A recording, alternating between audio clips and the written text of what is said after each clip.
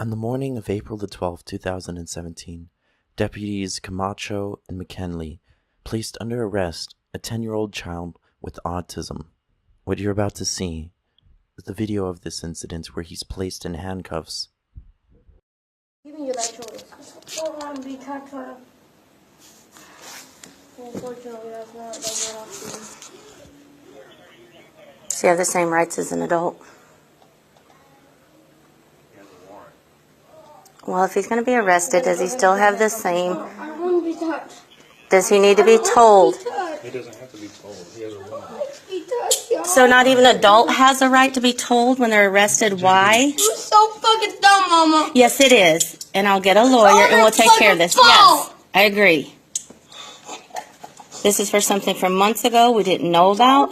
Oh, I didn't know I couldn't get arrested. Like Neither did that. Neither did I. We came in for testing. I don't want to be touched. Please don't touch me. Can I ride with him?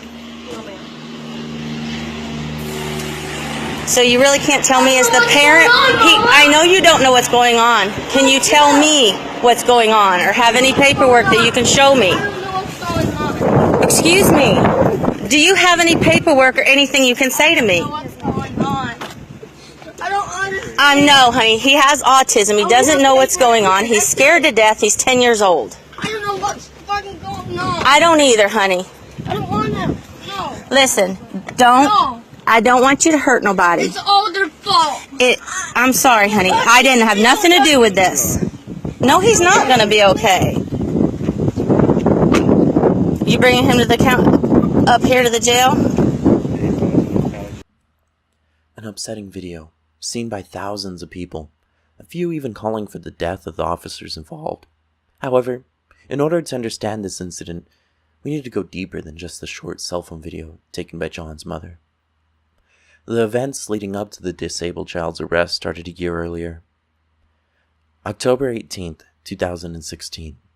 We're introduced to a Mr. Brandon Rose, a paraprofessional working with disabled students, one of which is John Haygood. John Haygood had been making threats to kill Mr. Rose. School officials and a deputy from the sheriff's office found no real risk from John, and Mr. Rose agreed to work with John to fix the situation. No further action was taken. However, this wasn't the end of the drama surrounding Mr. Rose and John Haygood.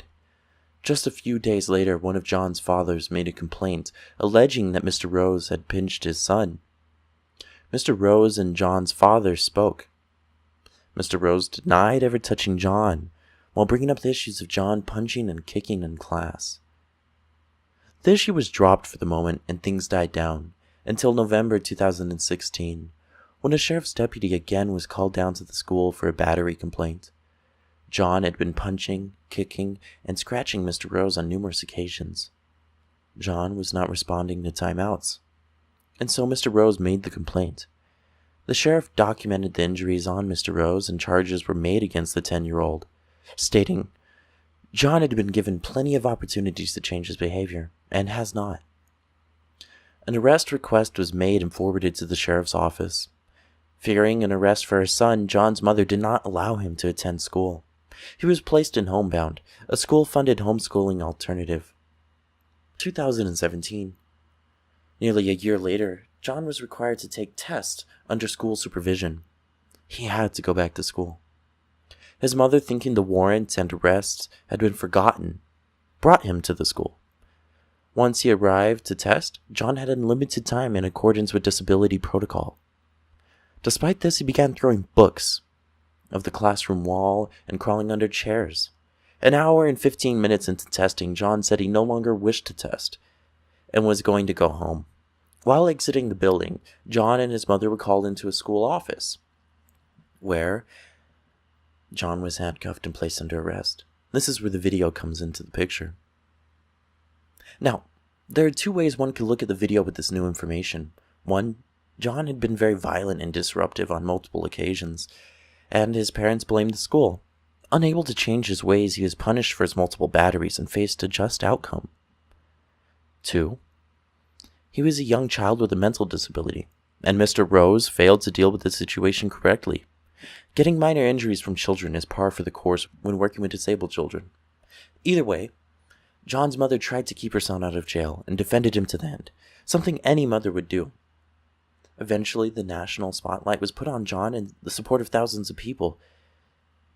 Yet, can we safely say that John's behavior is the fault of his condition or bad parenting? Prosecutors recommended a diversion program for the boy, but the family says it's not the right option. More motions and paperwork, not really getting anywhere right now. It's just the start of it.